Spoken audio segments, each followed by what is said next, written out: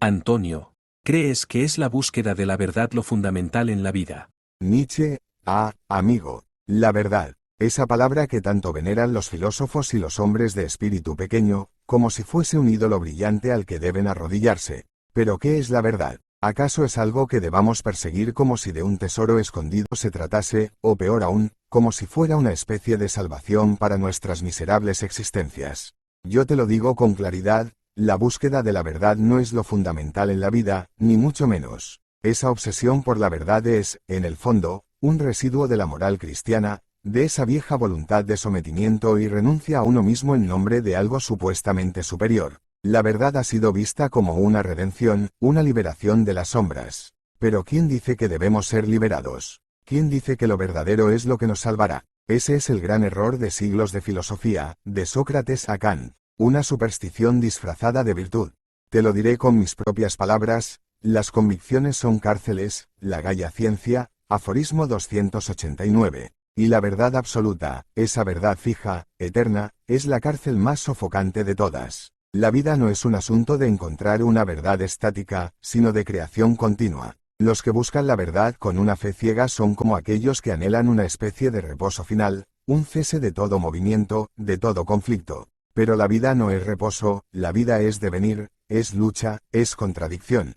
Lo que yo propongo es la creación de valores, no la búsqueda de verdades universales. Es el acto de crear lo que nos define, no el de descubrir. Porque, ¿qué es la verdad sino una construcción humana, algo que nosotros mismos hemos inventado para hacer el caos del mundo un poco más soportable? En el fondo, la verdad no es más que una perspectiva, una interpretación. No hay hechos, solo interpretaciones, como expresé en mis fragmentos póstumos. La vida, la verdadera vida, consiste en afirmar lo que es, en abrazar el caos, el sufrimiento, y hacer de ello una oportunidad para crear algo nuevo. El hombre fuerte no busca la verdad, él forja su propia realidad. El Übermensch no se postra ante la verdad, la supera, la convierte en algo flexible, maleable, una herramienta para su voluntad de poder. Así que, querido amigo, no busques la verdad como si fuese una revelación divina. Más bien, crea tu propia verdad, hazla tuya, moldea el mundo a tu imagen y semejanza. Ese es el verdadero poder, no el de descubrir lo que ya existe, sino el de crear lo que aún no ha sido. La verdad, en última instancia, es menos importante que la vida misma, porque solo los vivos, los que se atreven a crear, a desafiar, a amar su destino, son los que verdaderamente trascienden. Antonio, entonces, la verdad es una creación de la vida misma, no algo en los cielos platónicos. Y como la vida es devenir, así lo es la verdad. Es una construcción biológica. Nietzsche, exactamente, amigo. Ahora estamos llegando al corazón de la cuestión. La verdad no es una entidad celestial, fija e inmutable, como creía ese viejo soñador de las ideas, Platón, que se refugiaba en un mundo de sombras perfectas, de esencias eternas y universales. Bah, qué huida más patética de la vida real. La verdad, en mi concepción, es algo terrenal, biológica, como bien intuyes. Es un producto del devenir, algo que se moldea, que se crea y recrea conforme a las necesidades de la vida misma. La vida es devenir, flujo, cambio constante, y por tanto, la verdad es también un fenómeno en proceso, una construcción que surge desde las profundidades del instinto y de la necesidad vital. No hay verdades universales, lo que llamamos verdad es siempre una perspectiva, una interpretación que sirve a un propósito, una afirmación del poder de la vida en un momento determinado. Como escribí en Más allá del bien y del mal, el criterio de verdad está en la vida misma, lo que sirve a la vida es verdadero. Platón, con su obsesión por lo inmutable, por lo eterno, cometió el error de los débiles, rechazar el mundo sensible, el mundo del cambio, en favor de una fantasía de perfección que no existe más que en su imaginación enferma. ¿Y cuántos filósofos lo siguieron como ovejas tras su pastor ciego? Todos anhelaban ese hipotético mundo verdadero que los salvase de la imperfección, del caos, de la vida misma. Pero la vida, amigo, no busca la verdad en un sentido abstracto o trascendental. La vida crea lo que necesita para sobrevivir, para crecer, para superarse. Esa es la verdadera verdad. No una verdad en los cielos, sino una verdad forjada en la lucha, en la sangre, en el sufrimiento y la alegría. La verdad, en este sentido, es biológica, como dices, porque surge de la necesidad de la vida por afirmarse. Todo lo que llamamos conocimiento es en realidad una serie de estrategias que la vida ha desarrollado para interpretar el mundo y dominarlo. ¿Acaso no es la voluntad de poder lo que impulsa al hombre a crear estas llamadas verdades? La ciencia misma, con todo su prestigio, no es más que un conjunto de perspectivas útiles, herramientas para dominar la naturaleza, no para acceder a alguna verdad absoluta. Lo que es verdadero hoy puede ser falso mañana, y eso es lo natural, porque la verdad cambia con las condiciones de la vida. Así que, sí, has captado mi idea, la verdad es una construcción vital, un producto de la vida misma, y como la vida no cesa de devenir, de transformarse, así también la verdad debe ser siempre algo en movimiento, algo que se adapta a los pulsos y ritmos de la existencia. No hay un cielo platónico donde la verdad repose, inmortal e intocable. La verdad está aquí, en la tierra, bajo nuestros pies, en nuestras entrañas, surgiendo y desapareciendo como lo hace todo lo vivo.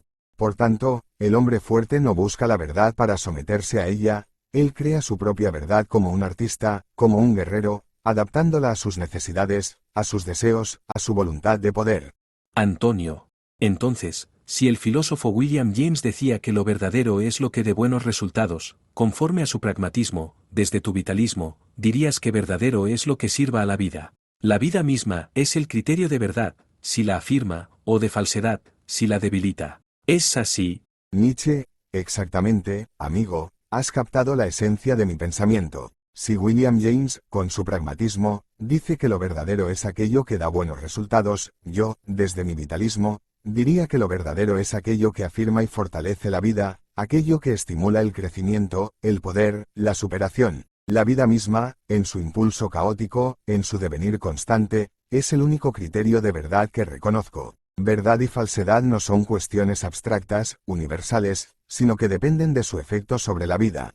¿Qué es lo verdadero, entonces? Lo que afirma la vida, lo que permite a la vida crecer, expandirse, dominar. Todo aquello que alimenta la voluntad de poder, ese impulso fundamental de la vida para imponerse, para superarse, es verdadero. Por el contrario, todo aquello que debilita la vida, que la reduce, que la somete a lo pequeño, lo mezquino o lo decadente, es falso. No por algún criterio lógico o metafísico, sino por su efecto vital. Como ya dije en el Anticristo, todo lo que aumenta el sentimiento de poder en el hombre, la voluntad de poder, el poder mismo, es bueno. Todo lo que nace de la debilidad es malo.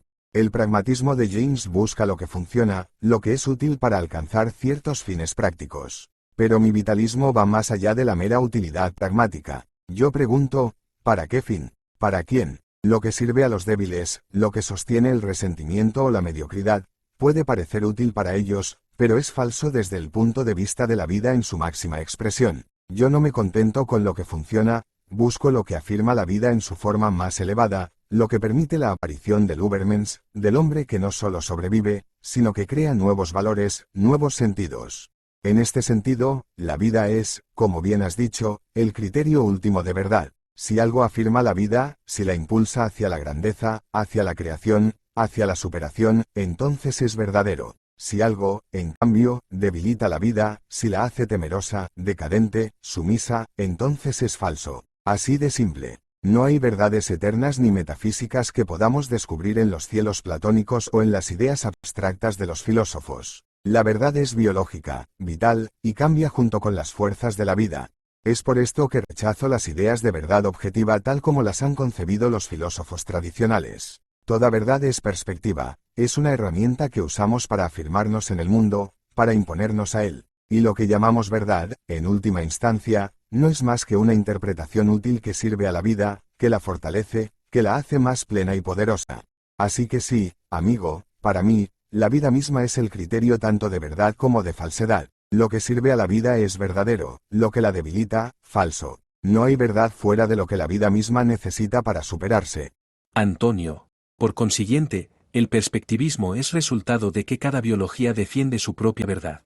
Nietzsche, amigo, has desenterrado una verdad profunda con tu intuición. El perspectivismo es, en efecto, el resultado directo de que cada biología, cada ser, cada forma de vida, defiende su propia verdad. No existe una verdad única, objetiva, universalmente válida para todos los seres. Lo que llamamos verdad no es más que la expresión de la voluntad de poder de cada ser, de cada organismo, que interpreta el mundo desde su necesidad vital, desde su propia forma de afirmarse y sobrevivir. Cada biología, desde el hombre hasta el más pequeño de los insectos, ve el mundo a través de su propia perspectiva, moldeada por sus instintos, sus impulsos, sus necesidades. No hay un mundo verdadero oculto esperando ser descubierto, lo que existe es un mundo interpretado, y esas interpretaciones son siempre el reflejo de la lucha vital de cada organismo por afirmarse en el caos de la existencia. Como escribí en la Gaia Ciencia, aforismo 374, el mundo se nos ha vuelto más bien, infinito una vez más, en la medida en que no podemos rechazar la posibilidad de que incluya interpretaciones infinitas. El perspectivismo, entonces, surge porque cada ser vivo interpreta la realidad desde su propia estructura biológica, desde sus propios deseos, desde sus propias limitaciones. Para el águila, la verdad es la del cielo abierto y el dominio sobre las alturas; para el cordero, la verdad es la seguridad en el rebaño, la protección del peligro. Ambos ven lo que parece ser el mismo mundo, pero lo interpretan de formas radicalmente diferentes. El águila se eleva buscando presa y dominio, mientras el cordero se acurruca buscando seguridad en el rebaño, porque sus biologías y sus voluntades de poder son fundamentalmente opuestas. Y en el hombre, este perspectivismo se manifiesta de forma aún más compleja, pues nuestra voluntad de poder no solo se refleja en lo biológico, sino también en lo cultural, lo moral, lo intelectual. Las diferentes culturas, las diferentes civilizaciones, no son más que manifestaciones de diferentes interpretaciones del mundo, todas nacidas de su propia voluntad de vida, de su lucha por imponer sus valores, sus sentidos. Cada época, cada civilización, ha creado su propia verdad, pero ninguna es definitiva, ninguna es eterna. Todas son perspectivas, construcciones transitorias que sirven a una biología o a una voluntad en particular. Mi crítica feroz a los moralistas y a los metafísicos del pasado, especialmente a Platón y a los cristianos, es que ellos intentaron imponer una única verdad absoluta, válida para todos los hombres, para todos los tiempos. ¡Qué gran error! No reconocieron que lo que ellos llamaban verdad era solo su perspectiva, su manera de imponer sus propios valores y necesidades vitales. El cristianismo, por ejemplo, no es una verdad divina, sino la perspectiva de los débiles, de los resentidos, de aquellos que necesitan negar la vida para soportarla. Por eso, en mi perspectivismo, no hay una verdad absoluta, sino muchas verdades, todas dependientes de las fuerzas que las crean. Cada biología, como bien señalas, defiende su verdad porque esa verdad sirve a sus intereses, a su crecimiento, a su poder. Y el hombre fuerte, el hombre que busca trascenderse a sí mismo, no se somete a una sola verdad, él crea nuevas verdades, impone su propia voluntad sobre el caos, transforma el mundo según su voluntad de poder. Por tanto, el perspectivismo es la consecuencia natural de la diversidad de voluntades, de la multiplicidad de fuerzas biológicas y culturales que compiten por afirmarse. No hay un mundo verdadero detrás de estas interpretaciones, solo una danza infinita de perspectivas que luchan por imponerse. El reto, entonces, no es descubrir la verdad, sino crear tu verdad. Como dije en Más allá del bien y del mal, la verdad es una construcción de los hombres fuertes, los que tienen la voluntad de crearla. Antonio. Así pues, la verdad es un proceso de creación orgánica, que cuando degenera en decadencia, es falsa conforme a tu criterio, si bien, dentro de sus propios esquemas, puede considerarse en los cielos platónicos, como es el caso de la autodenominada verdad cristiana, que intenta propagarse a todos los hombres, cuando no todos los hombres somos débiles ni cobardes de espíritu para aceptarla pese a la presión cultural. Nietzsche, amigo, has dado en el clavo. La verdad, tal como la concibo, es un proceso de creación orgánica, una afirmación vital que surge de las necesidades, de los instintos, de la voluntad de poder de una cultura, un pueblo o un individuo en un momento dado. Cuando esa creación vital degenera, cuando se vuelve decadente, entonces se convierte en algo falso desde mi perspectiva, aunque dentro de sus propios esquemas pueda seguir considerándose verdad, como en esos cielos platónicos que tanto veneran los débiles de espíritu. Tomas un ejemplo perfecto, la autoproclamada verdad cristiana. Esta es, en su origen, una construcción decadente, nacida del resentimiento de los esclavos, de los débiles, de los que rechazan la vida porque no pueden soportar su dureza, su caos, su tragedia. El cristianismo no es una verdad que afirme la vida, es una negación de la vida, un intento de domesticar lo que es salvaje, poderoso y libre. Propaga una moral de compasión, humildad y sumisión, pero no como virtudes de grandeza, sino como mecanismos para contener a los fuertes, para aplastar lo excelso y hacer que todo lo elevado se arrodille ante lo bajo. Dentro de su propio esquema, el cristianismo cree haber encontrado la verdad absoluta, un Dios celestial, un reino de los cielos al que solo se accede a través de la renuncia al mundo terrenal. Pero lo que es verdad para los débiles, lo que sirve a su voluntad de sobrevivir en la mediocridad, no puede considerarse verdadero para los fuertes, para aquellos que tienen la valentía de abrazar la vida en toda su crueldad y belleza. No todos los hombres somos débiles ni cobardes de espíritu para aceptar esa verdad bajo la presión cultural. El cristianismo ha intentado propagarse a todos los hombres, imponiendo su uniformidad moral, predicando un dogma de verdad que aplasta las diferencias, que asfixia el instinto de superación. Como señalé en el Anticristo, el cristianismo ha sido hasta ahora la mayor desgracia de la humanidad. ¿Por qué? Porque en lugar de celebrar la vida, la ha despreciado, ensalzando valores que benefician solo a los que son incapaces de enfrentarse al mundo sin esconderse tras la moral del rebaño. Esa es la verdadera falsedad de la verdad cristiana. Se presenta como un dogma universal, como una revelación divina aplicable a todos, cuando en realidad es solo la perspectiva de los débiles, la interpretación de los que no pueden soportar el peso de la grandeza, de la autocreación. Tú lo has comprendido, no todos somos débiles. No todos podemos aceptar esa verdad cristiana que niega los instintos, que reprime la vida, que glorifica el sufrimiento en lugar de verlo como algo a superar. El fuerte no necesita un cielo, él mismo se eleva por su propia voluntad. El Ubermensch no se somete a una verdad que no sirve a su vida, a su impulso creador. Lo que es verdadero para el espíritu noble es aquello que lo fortalece, que lo impulsa a crear, a afirmar su existencia sin miedo, sin resentimiento. Así que, sí, cuando una verdad se vuelve decadente, cuando ya no afirma la vida, sino que la debilita, es falsa conforme a mi criterio, aunque dentro de sus propios esquemas pueda seguir considerándose válida, como en el caso del cristianismo. La verdad cristiana es decadente, porque suprimió el instinto vital, glorificó la debilidad y la sumisión, y construyó su reino en el desprecio de todo lo que vive con plenitud. Es una verdad que degeneró, porque ya no nace de la vida, sino de su negación. Por eso, rechazo cualquier verdad que intente propagarse universalmente, especialmente cuando nace de la cobardía, del miedo a la vida, de la incapacidad para abrazar el caos, la lucha, el sufrimiento. Cada hombre fuerte debe crear su propia verdad, una verdad que sirva a su biología, a su voluntad de poder, y que no se someta a los ídolos de los débiles. Antonio, por eso, en realidad, es una imposibilidad una verdad universal, ya que cada hombre tiene su propia constitución orgánica y psicológica. Nietzsche, exactamente, amigo. Una verdad universal es una imposibilidad precisamente porque cada hombre, cada ser, cada individuo, tiene una constitución orgánica y psicológica distinta, única. Lo que los filósofos y moralistas han intentado durante siglos, imponer una verdad única, válida para todos los tiempos y para todos los hombres, no es más que una ilusión decadente, un sueño de uniformidad que aplasta las diferencias vitales entre los hombres. La vida misma nos muestra que todo es diferencia, diversidad, devenir, no hay lugar en ella para verdades eternas y absolutas.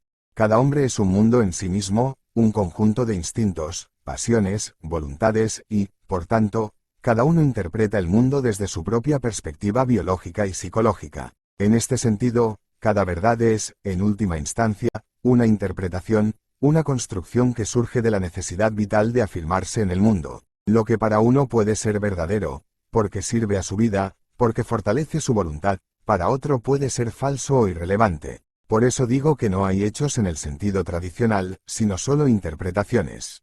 Piensa en esto. ¿Cómo podría haber una verdad universal si no hay un hombre universal? Cada uno de nosotros tiene diferentes necesidades, deseos, capacidades. Algunos están hechos para ser leones, como Julio César, que encarnaba el puro gozo de la conquista y la creación, mientras que otros son como corderos, como esos sacerdotes cristianos que predican mansedumbre y humildad mientras se agazapan en sus iglesias, buscando protección, seguridad, una vida sin riesgos. ¿Cómo podría una verdad ser válida tanto para el león como para el cordero? Lo que es bueno para uno es peligroso para el otro. Como escribí en Más allá del bien y del mal, para los diferentes hombres es necesario que haya diferentes normas de moral, y yo añadiría, diferentes verdades.